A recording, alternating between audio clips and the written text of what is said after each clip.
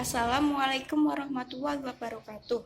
Perkenalkan, nama saya Safira Nurulita Putri, NIM 1902 026103 dari kelas HPI C4. Saya di sini akan memaparkan tentang sejarah ketatanegaraan di Indonesia. Yang pertama yaitu sejarah pembentukan UUD 1945. Sehari setelah proklamasi 17 Agustus 1945, UUD 1945 disahkan pertama kali oleh Panitia Persiapan Kemerdekaan Indonesia atau PPKI. Pada saat itu mulailah babak baru ketatanegaraan berdasarkan UUD 1945. Bersamaan dengan itu telah dipilih dan ditetapkan pula Presiden dan Wakil Presiden yang pertama, yaitu Insinyur Soekarno dan Dr. Andes Mohatta. Sebagai kelengkapan pelaksanaan ketatanegaraan dan pelaksanaan pemerintahan, dibentuk pula Komite Nasional Indonesia Pusat atau disebut dengan KNIP. KNIP itu sendiri berfungsi sebagai pembantu presiden dengan tugas-tugas melaksanakan kedaulatan rakyat dan tugas lembaga tinggi negara lainnya, seperti MPR, DPR, dan DPA. Pada tanggal 16 Oktober 1945, Wakil Presiden mengeluarkan Maklumat Nomor 10 Tahun 1945 yang menetapkan bahwa KNIP sebelum terbentuknya MPR dan DPR diserahi kekuasaan legislatif dan ikut menetapkan garis-garis besar daripada kehaluan negara. Perubahan kedua terjadi pada tanggal 11 November 1945 ketika KNIP mengusulkan kepada Presiden adanya sistem penanggung-jawaban menteri kepada parlemen atau KNIP. Menanggapi usul tersebut, maka pada tanggal 14 November 1945, Kabinet Presidensil di bawah kekuasaan Insinyur Soekarno meletakkan jabatan dan diganti oleh kabinet baru dengan Sultan Syahrir sebagai Perdana Menterinya. Dan mulai saat itu kekuasaan eksekutif telah bergeser dari presiden kepada Perdana Menteri. Yang kedua yaitu sejarah peralihan ke UUD RIS 1949. Pada tanggal 18 Desember 1948, Belanda secara sepihak membatalkan perjanjian Renville di Tanjung Priuk, dan disinilah Belanda melancarkan agresi kedua. Tokoh seperti Insinyur Soekarno, Sultan Syahrir, Haji Agus Salim, dan lain-lain diasingkan ke Brastagi dan Pulau Bangka pada tanggal 27 Desember 1948.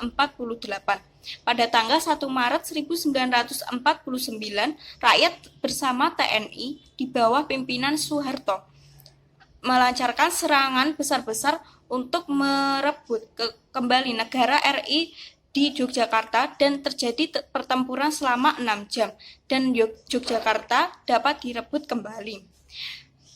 Dengan peristiwa 1 Maret 1949 tersebut, maka PBB memperhatikan Indonesia untuk mengadakan perundingan kembali yang isinya Belanda, dan Belanda menyetujui RI kembali ke Yogyakarta.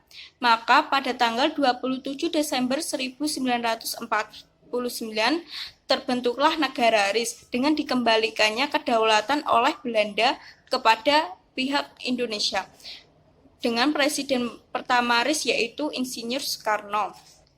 Peristiwa terbentuknya negara RIS diawali dari Konferensi Meja Bundar atau KMB antara Belanda dan Indonesia di Den Haag pada tanggal 23 Agustus sampai 2 November 1949. Ialah kerajaan Belanda harus memulihkan kedaulatan atas wilayah Indonesia kepada pemerintahan Republik Indonesia Serikat. Dan pada hari yang sama pula, Republik Indonesia menyerahkan kedaulatan kepada Republik Indonesia Serikat dan menjadi salah satu dari 16 negara bagian dari Republik Indonesia Serikat. Negara serikat yang berbentuk federal merupakan bentukan dari Belanda, seperti Negara Indonesia Timur, Negara Sumatera Timur, Negara Pasundan, Negara Sumatera Selatan, Negara Jawa Timur, Negara Madura, dan lain-lain. Akan tetapi, walaupun terbentuknya negara serikat, yang terpisah-pisah rakyat tetap merasakan negara kesatuan yang tujuan utamanya untuk mempertahankan negara Republik Indonesia yang telah diproklamasikan pada tanggal 17 Agustus 1945. Yang ketiga yaitu sejarah peralihan ke Undang-Undang Dasar Sementara 1950. Seperti yang telah diketahui bahwa negara RIS adalah hasil kompromi antara Indonesia dengan Belanda dalam posisi terdesak. Indonesia menerima RIS, namun negara RIS hasil KMB tidak sejalan dengan cita-cita dan perjuangan bangsa Indonesia.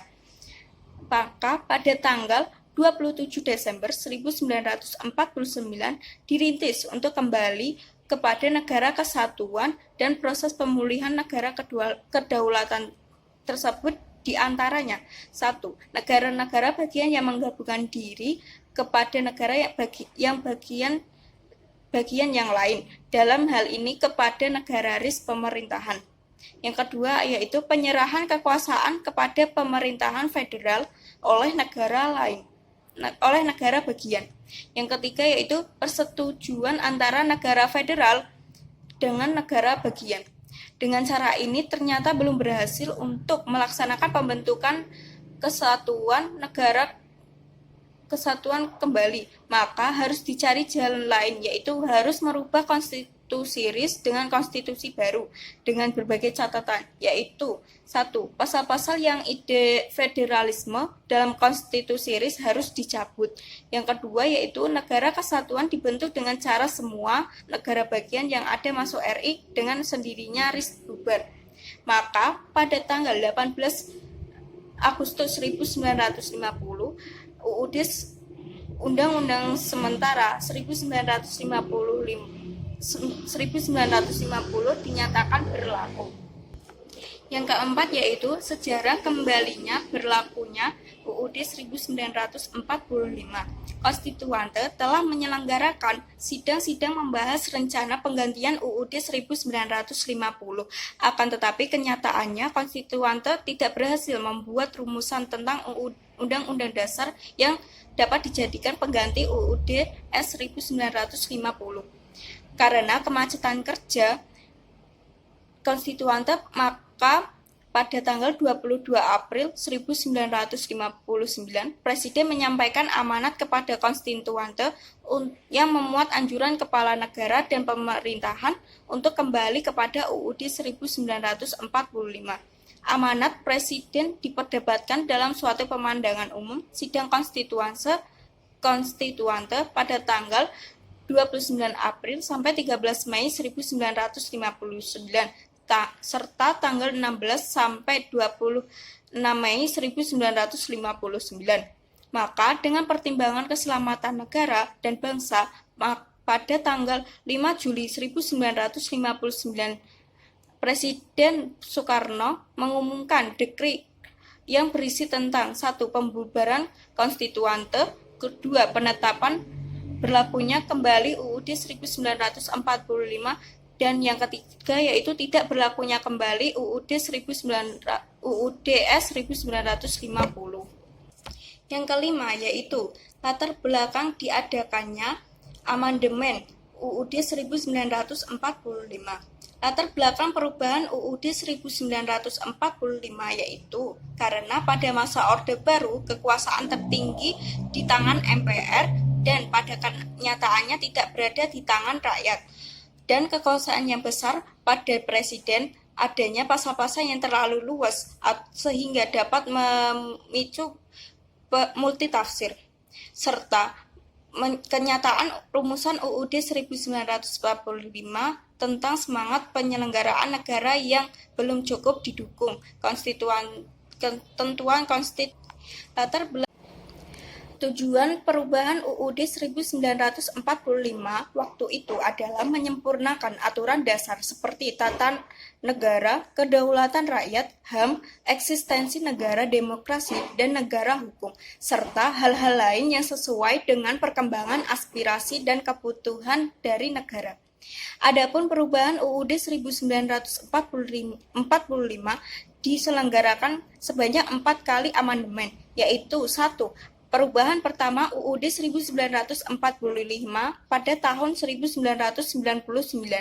Adanya perubahan terhadap UUD 1945 terjadi setelah disampaikannya tuntutan reformasi yang diantara berkenaan dengan reformasi konstitusi atau constitutional reform. Kedudukan dan kekuasaan Presiden Republik Indonesia sangat dominan, lebih-lebih dalam praktek penyelenggaraan negara.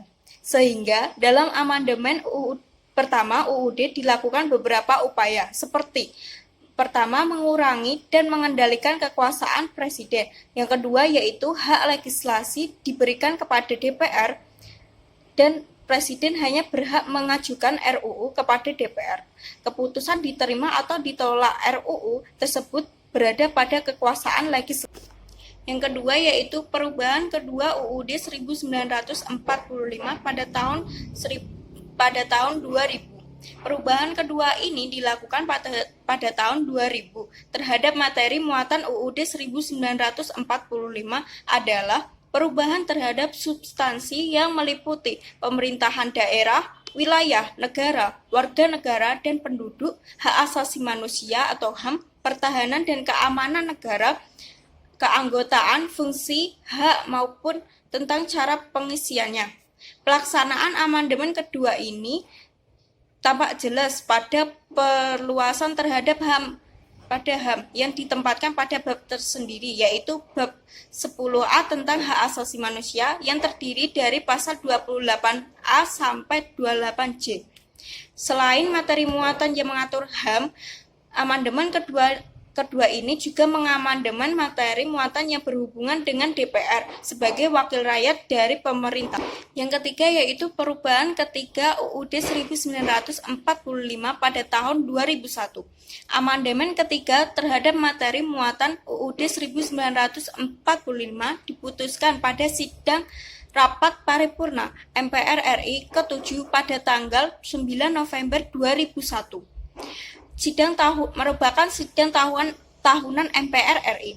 Menurut Sri Sumantri, perubahan ketiga dilakukan menurut teori konstitusi terhadap susunan ketatanegaraan yang bersifat mendasar.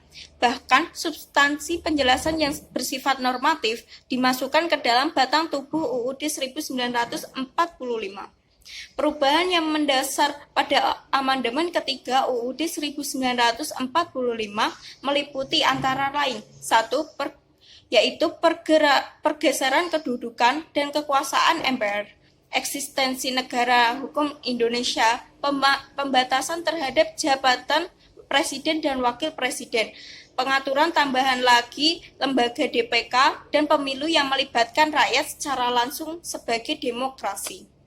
Dan yang terakhir yaitu perubahan keempat UUD 1945 pada tahun 2002.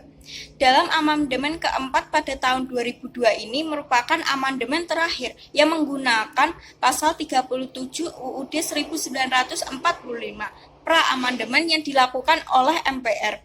Amandemen yang dilakukan terhadap 9 item materi muatan UUD 1945 pada perubahan keempat antara lain, yaitu perubahan terhadap keanggotaan MPR, pemilihan presiden dan wakil presiden tahap kedua, kemungkinan presiden dan wakil presiden berhalangan tetap, tentang kewenangan presiden, hal keuangan negara dan bank sentral, aturan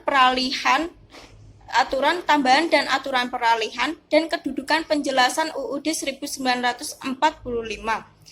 Sekian yang bisa saya sampaikan, kurang lebihnya mohon dimaafkan.